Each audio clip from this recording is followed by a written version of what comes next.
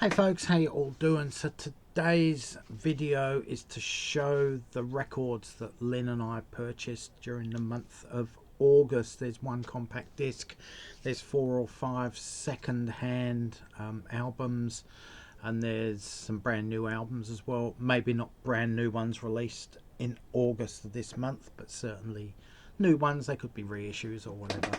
But anyway, we'll go through the CD first. I have the CD of the new Nick Cave and the Bad Seeds album, Wild God.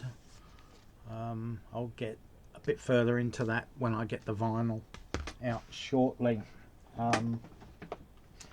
There's a box of vinyl records that Lynne and I picked up from Wolf Dog Records when we were down in Albany last week. I'm not going to show you these. If you want to know what's in this bag of about 7 or 8 records, I suggest you go and check the Wolf Dog Records video, but I'm not going to go back into those again.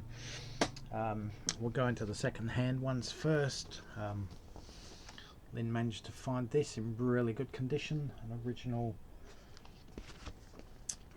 George Thorogood and the Destroyers album. She also managed to pick up Maverick, another album by George Thorogood. There.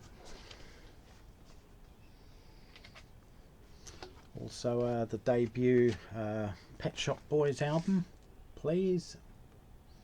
I've got a greatest hits of theirs on CD of their singles. I think it was the first 8 or 9 years that they were out.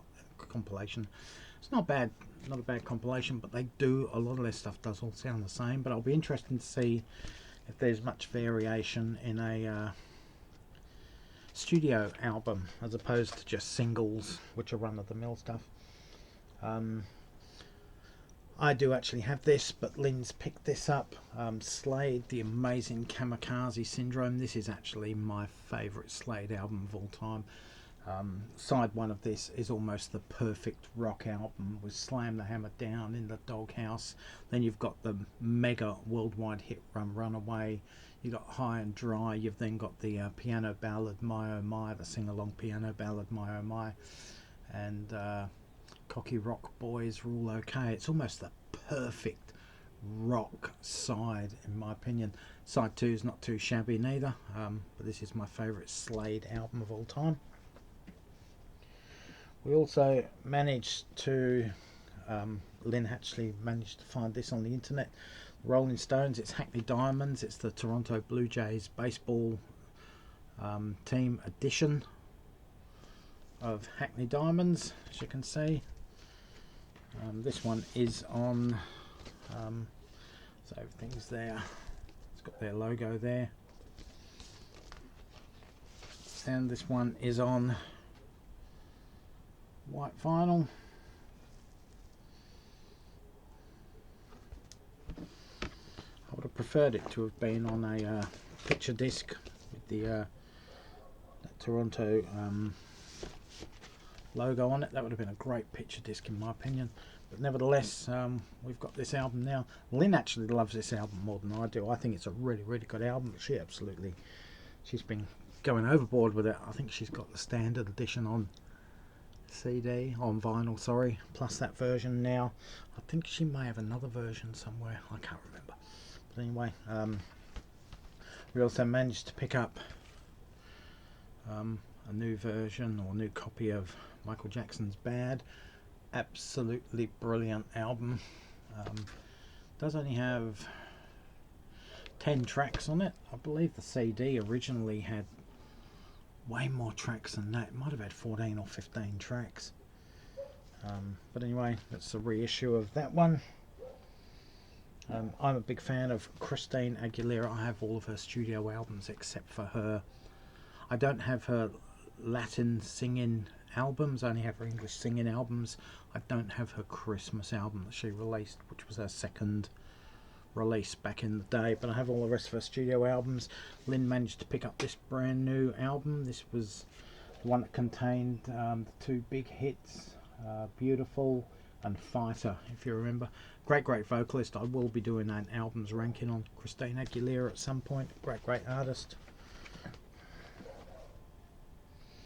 Another artist I love, Lady Gaga. This is one album that Lynne didn't have, Joanne.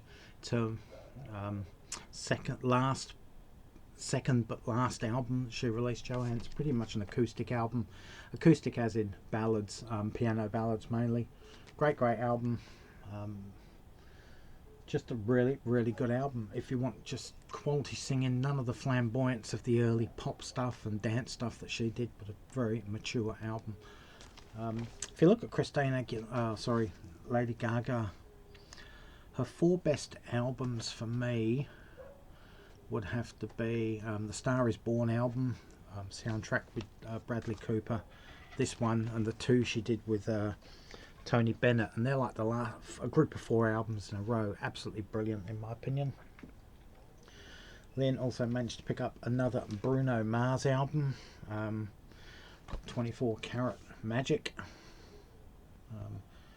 Speaking of Lady Gaga and Bruno Mars, they have a single out at the moment.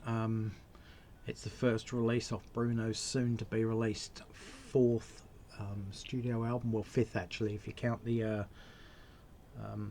Silk Sonic album that he released a couple of years ago. Last but not least, we have Wild God. Picked this up straight after work yesterday, or Friday, sorry, along with the CD. The latest album from Nick Cave and the Bad Seeds.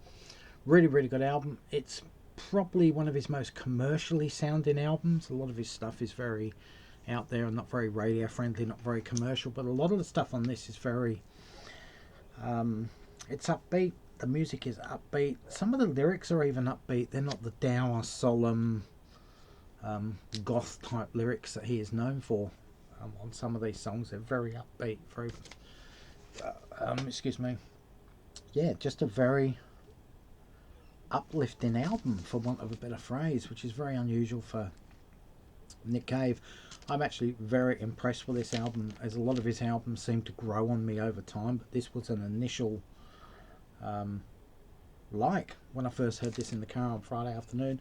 Even Lynne thought it was pretty good on first up listen. There's the inside sleeve there. Picture of Nick, same age as Paul Weller.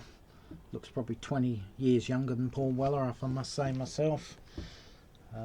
Anyway guys, that's the albums that Lynne and I picked up for the month of August. Don't forget, if you haven't checked out the Wolf Dog Records video that I did a couple of weeks ago to see what I bought, or what Lynne and I purchased down in Albany, go back and check that one out, because there's another 6 or 7 records in there from memory. Anyway guys, thanks for watching. Stay safe, take care, and catch you around soon. Bye folks.